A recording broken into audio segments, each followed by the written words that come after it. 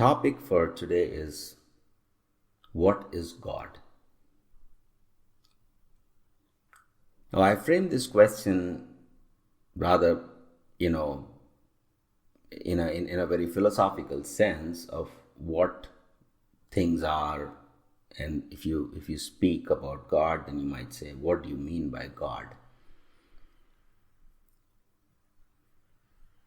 Most people don't frame the question in this way. They like to say, who is God? And if you are a Jewish person or a Christian, you might say God is Yahweh. If you are a Muslim person, you might say God is Allah. If you are a Hindu, you might say God is Shiva or Vishnu. And some people might even say that God is not a thing or not a person. It's simply a state of being. So instead of talking about who that person or state is, we'll just talk about what is God. The simple answer in Vedic scriptures is God is an idea. It's a most preliminary answer, and we'll develop this answer slowly and take you through the different nuances of this description of God. But the basic description is that God is an idea. But this is not an ordinary idea. Okay, the idea is called jnanam, or knowledge. So Srimad Bhagavatam, for example, says, vadanti tat tattva vidas tattvam jnanam advayam.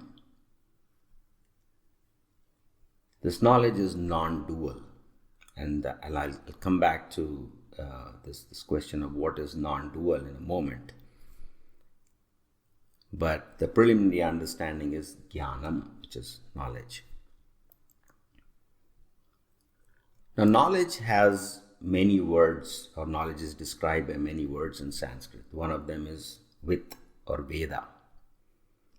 So Veda also means knowledge, and Veda itself comes from the root with, which means to know. But there's a difference between the knowledge denoted by the term jnanam and the knowledge denoted by the term with or Veda. And the difference is this. With means, or to know, is theoretical knowing. You can call this, in the traditional sense of bookish knowledge or theoretical knowledge. Whereas jnanam is, experienced knowledge. And there is another term that's sometimes used, which is called vijnanam, which means realized knowledge. So let me illustrate these differences through an example. When you, for example, when you study about Newton's laws of motion, you might come across some formulas, or you read the 3 laws of motion in a book. You memorize them, and you might sort of, try to understand them, but to a certain extent you will. At that stage, you have with or Veda. You have theoretical knowledge. But then you might also try to build a steam engine or a bicycle, and you might use those laws in terms of calculations and things like that. Might try to solve some problems. At that point in time, you have jnanam, assuming you're able to solve those problems.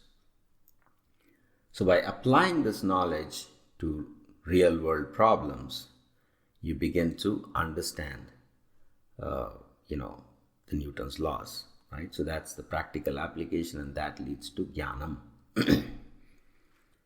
And over a period of time, you might compare these laws to lots of other laws, contrast them, and understand how this law is different from the other laws, or what are the different formulations of this law. For example, Newton's laws have, at least 3 different formulations. There's a conventional sense in which Newton formulated these laws. There's a Lagrangian formulation, there's a Hamiltonian formulation, and so on. As you formulate the laws in different ways, after you have done some real world applications, then you have a deep realization of what are the basic philosophical and ideological assumptions underlying these laws. And that type of realization is called jnanam. So, when we talk about knowledge here, you can say theoretical knowledge, practical knowledge, and realized knowledge. But we will just restrict ourselves to this notion of knowledge. So when we say that God is an idea, it's an idea of knowledge. And everything is said to expand from this knowledge. So, for example,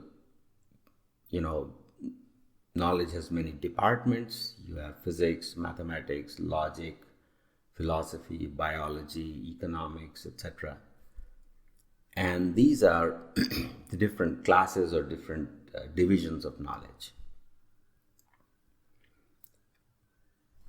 But somebody can ask you, after you study all these subjects, what do you know? And how did all this knowledge come to you? So the explanation in Vedic philosophy is that the origin of all these forms of knowledge is knowledge itself. And that is called jnanam. So when I ask the question, what is God? We're not so much interested in the name by which we call God. Whether it's Vishnu or Yahweh or Shiva or Allah or, state of being. We're more interested in understanding what do we mean by God. So, jnanam advayam. Now let's talk briefly about what do we mean by advayam. Dvaya means two-ness. It's the sound of dua or duality exists in other languages like English as well. And to understand what advaya, which is non-dual, we should just take an example of what do we mean by duality. So think of a coin. Coin has two sides, a head and a tail. And the head and a tail are logical opposites, or at least conceptual opposites. And in Vedic philosophy, everything in this world comprises of duality. So you have head and tail of a coin, you have things like love and hate, you have left and right, you have hot and cold, bitter and sweet, black and white, and so on. And there's a particular nature to these dualities or dual ideas, which is that, number one, they are mutually contradictory. And number two, they are mutually defined by each other.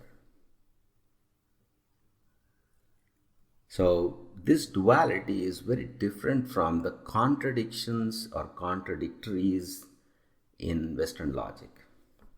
Because when you speak about contradictories, then only one of them exists or only one of them is true. But these dualities are simultaneously existing and simultaneously true. For example, if you touch a hot object, you say, oh, it's hot. And when you're talking about hot, you're referring to that object. But it would feel hot only if your hand was relatively cold in comparison to that hot object. So what we call heat is actually a gradient in which some heat is transferred from the hot object to your hand. The object is hot and your hand is cold. So hot and cold exist simultaneously, which means they are in two different things. And because they are in two different things, we call this world duality, because it's comprised of opposites.